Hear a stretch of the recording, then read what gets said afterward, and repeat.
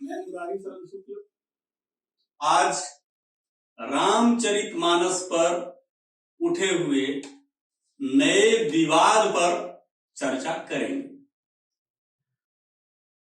स्वामी प्रसाद मौर्य के नाम में जो स्वामी है वो गोस्वामी शब्द का ही एक हिस्सा है, ये उनको समझना चाहिए। दूसरी बात, हिंदू समाज की जो मान्यता है जिसको इन्होंने तुलसीदास दुबे कहकर प्रचारित करने का प्रयत्न किया है, यानी उनकी जाति इंगित करने का प्रयत्न किया है, उस तुलसीदास को पूरा भारत का समाज महर्षि वाल्मीकि का नया अवतार मानता है। ये उनको शायद मालूम नहीं होगा, ये उनको ज्ञात होना चाहिए। पूरे भारत के समाज को मालूम है ये बात। और आज मर्यादा पुरुषोत्तम भगवान राम का जहां मंदिर बन रहा है अयोध्या में, वहां महर्षि वाल्मीकि का भी मंदिर बन रहा है। और ये हो जाने से इनकी जो जातिगत भेद की राजनीति है वो नष्ट हो जाएगी, इनकी राजनीतिक विषाद समाप्त हो जाएगी। ये पीड़ा है, ये इनके दर्द का वास्तविक कारण है, जिससे ये नया विभेद का एक चर्चा, एक डिस्कोर्स शुरू करने का प्रयत्न कर रहे हैं। ये बड़ा खतरनाक खेल है। यदि हम राम को नारी विरोधी कहेंगे तो उनके जो सबरी के साथ संवाद है उस पर भी चर्चा करनी पड़ेगी। उनका जो दूसरी अन्य नारियों के साथ संवाद है, अपनी जन्म देने वाली माता कौशल्या को छोड़कर जो उनका कैकेयी के साथ संबंध है, कैकेयी के साथ जो उनका व्यवहार है और सुमित्रा माता के साथ जो उनका व्यवहार है, उन सब पर भी दृष्टि डालनी पड़ेगी, उस पर भी चर्चा करनी पड़ेगी। उन्होंने पूरे अपने भारत की भूमि पर जितना जीवन जिया है, जितना समय यहां अपनी लीला की है, लीला पुरुषोत्तम कहे जाते हैं, उन सारे संदर्भों को देखना पड़ेगा। इसलिए नारी विरोधी कहना केवल षड्यंत्रपूर्ण राजनीति का हिस्सा है, इसके अतिरिक्त और कुछ नहीं है।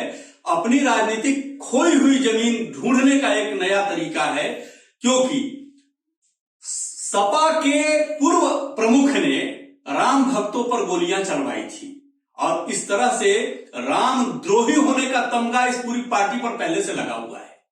और सपा के वर्तमान प्रमुख का स्वामी प्रसाद मौर्य के बयान पर मौन रहना, ये मौन सहमति। स्वामी प्रसाद मौर्य से जब पूछा गया आप ऐसा बयान दे रहे अखिलेश जी क्या कहते हैं, तो उन्होंने कहा कि मौन जो है सहमति का लक्षण है। और तुरंत इस बयान के 3-4 दिन के बाद आप उनको जनरल सेक्रेटरी बना देते हो। इसका मतलब ये आपकी योजना थी। योजना क्यों थी? उनको ऐसा लगता है कि बसपा अब कमजोर हो गई है और बसपा का वो वोट बैंक जो वाम सेफ के थ्रू आता है, सामान्य जो भारत का एससी समाज है, वो राम भक्त है, वो सनातनी है, वो हिंदू देवताओं के प्रति अगाध श्रद्धा रखने वाला समाज है, उस पर कोई किंतु परंतु नहीं है। किंतु जो वामसेफ की दीक्षा में दीक्षित हुए हैं, उस वोट को टारगेट करने के लिए सपा ने ये चर्चा शुरू की है देश में। इस चर्चा को बिहार के राजद के नेताओं ने आरंभ किया, फिर कर्नाटका तक ये विरोध गया, क्योंकि वो सब लोग जो राजनीतिक जमीन ढूंढ रहे हैं, मुझे लगता है सम्मिलित योजना से राम के विषय पर, रामचरितमानस के विषय पर ये नया डिस्कोर्स शुरू कर रहे हैं। उनको लगता है कि राम विरोध से ही उनकी राजनीति जिंदा रहेगी। किंतु ध्यान रखना, भारत का राष्ट्रीय समाज सदा से यह सोचता आया है कि जाको प्रिय न राम बैदेही तजिए ताहि कोटि बेरिसम यद्यपि परम सनेही। राम का विरोध करने वाले इस धरा पर टिक नहीं सकते। नई जमीन खोजने के चक्कर में पता चलेगा तुम्हारी सीट न संसद में बचेगी न विधानसभा में बचेगी। जो 5 सीटें आई है वो 5-0 में कब बदल जाएगा मालूम नहीं हो चलेगा। इसलिए राम के बारे में अनर्गल बातें फैलाने से बचो। दूसरी बात, कोई व्याख्या करने की आवश्यकता नहीं है। राम के बारे में व्याख्याएं तमाम लोग कर चुके हैं और राम के चरित्र को पढ़ने वाले लोग दुनिया के सारे ग्रंथों पुस्तकों से अधिक मात्रा में पढ़ने वाले हैं। पूरी दुनिया के केवल हिंदू नहीं तो इस्लामिक देशों में भी रामचरितमानस पढ़ा जाता है, क्रिश्चियन कंट्रीज में भी रामचरितमानस पढ़ा जाता है। तमाम ऐसे दूसरे मतावलंबी लोग हैं जो राम के चरित्र को पढ़ते हैं और वो कहते हैं कि राम का चरित्र ही वो चरित्र है जो जीवन में अनुसरण किया जा सकता है, जीवन में अच्छी उपलब्धियां इस चरित्र को जीकर पाया जा सकता है। और इसलिए राम के बारे में अनर्गल बातें आप मत फैलाइए, क्योंकि राम के दूत जब हनुमान जी भी जाते हैं लंका में तो लंकिनी से दुर्व्यवहार नहीं करते, लंकिनी दुर्व्यवहार करती है, वो सुरसा से दुर्व्यवहार नहीं करते, सुरसा को माता कह के उससे बात करते हैं। यदि राम का संस्कार गलत होता, राम के अंदर त्रुटियां होती तो उनके साथ वालों के भी व्यवहार में कमियां दिखती। किंतु आप पूरे रामायण के कथानक को उठाएंगे, उस पर खूब अन्वेषण करेंगे, वाल्मीकि जी के रचित वाल्मीकि रामायण से लेकर रामचरितमानस तक आएंगे। दूसरे लोगों ने रामायण पर, भारत में रामायण बहुत प्रकार के हैं, अलग अलग सब भाषाओं में रामायण लिखे गए हैं, उन सबके आप विषयों को उठाएंगे तो आपको नारी का अपमान कहीं भी नहीं मिलेगा। नारी का जो अद्भुत सम्मान है, सबरी उनको अपना आराध्य मान के बात कर रही है और राम उसको माता कहते हैं, भामिनी कहते हैं, बड़े सम्मान से बात करते हैं।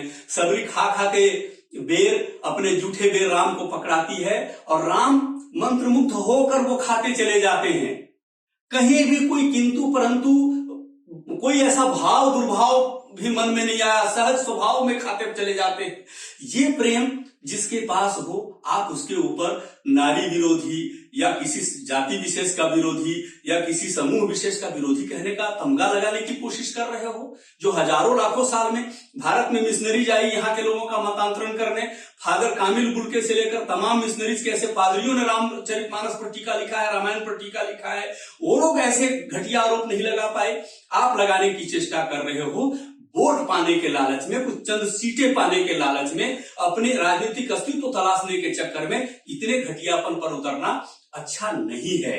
भारत मर्यादाओं की धरती है, भारत संस्कारों की धरती है, भारत उच्चतम मानवीय मानकों की धरती है। इसलिए यहाँ गिरे हुए लोगों का कोई अस्तित्व नहीं है, कोई स्थान नहीं है। अगर आप सोचते हो, किन्हीं को मूर्ख समझते हो किसी समाज को कि वो आपके इन थर्ड क्लास की हरकतों से प्रभावित होकर आपको वोट दे देंगे, तो भुलावे में मत रहना। और जो भारत के विरुद्ध खड़े लोग हैं, ऐसे लोग आज भी भारत की जनसंख्या की तुलना में बहुत प्रतिशत में नहीं है, और इतने प्रतिशत में नहीं है कि आपको विजय दिला सके। तो 2-4-5 वोट ले आना और अपनी पार्टी की मान्यता बचाए रख लेना, इसकी चुनौती आपको आ गई है। मैं समझ सकता हूं इनकी मजबूरियों को, किंतु इस मजबूरी में इतना भी गिरना अच्छा नहीं है। स्वामी प्रसाद मौर्य अगर इतने ही लोकप्रिय होते, एक तो कि भाजपा ने उनको बड़ा सम्मान दिया था, कैबिनेट मिनिस्टर बनाया था स्वामी प्रसाद मौर्य जी को, उनकी पुत्री को सांसद बनाया, वो अभी भी भाजपा के सांसद हैं। अपना सीट क्यों नहीं बचा पाए स्वामी प्रसाद मौर्य? अपना चुनाव जीतकर दिखाते। अपनी सीट हार गए तो राम का सहारा लेना पड़ रहा है। ये बात सच है कि भाव से लो, स्वभाव से लो, दुर्भाव से लो, राम का नाम तारता है। उसी करने की लालसा में दुर्भावना से राम का नाम ले रहे हो। राम का नाम ले रहे हो अच्छी बात है, लेकिन इतने घटिया तरीके से ले रहे हो अच्छी बात नहीं है। उत्तर प्रदेश का समाज स्वीकार नहीं करेगा। राम भारत के कण कण में है, जन जन में है, हरेक के मन में है। राम के विरुद्ध बोलकर आप राजनीतिक जमीन तलाश पाओगे, ये संभव नहीं है। इसलिए जो भी राम के विरुद्ध बातें कर रहे हैं, राम सेतु के विरोध में बात करने वाले विपक्ष में बैठने लायक नहीं रहे हैं। 2 चुनावों से लोकसभा में उस कांग्रेस को विपक्ष का तमगा नहीं मिल पाया। राम को काल्पनिक बताने वाले अपनी जमीन तलाश रहे हैं। उन मार्क्सवादियों को बंगाल में 1 सीटें नहीं मिली, एक भी सीट विधानसभा में बंगाल में नहीं है, जहां वो 50 साल शासन करते आए, 40 साल से अधिक शासन करते आए। राम का विरोध करने का क्या हाल होता है, ये देश में जो घटनाएं घटी है उन सबसे समझ लो। और इसलिए सपा को भी ढूंढना पड़ेगा कि उत्तर प्रदेश में कहां है। और इसलिए मैं आग्रह करूंगा, राम के विरोध को करके राम का विरोध खड़ा करके राजनीति की जमीन तलाशने वाले सावधान रहो। आपके सामने आपका अस्तित्व का खतरा जब दिखता है, तब राम के खिलाफ बोलते हो, अनर्गल बातें करते हो, ये बढ़िया नहीं है, ये स्वीकार्य नहीं है।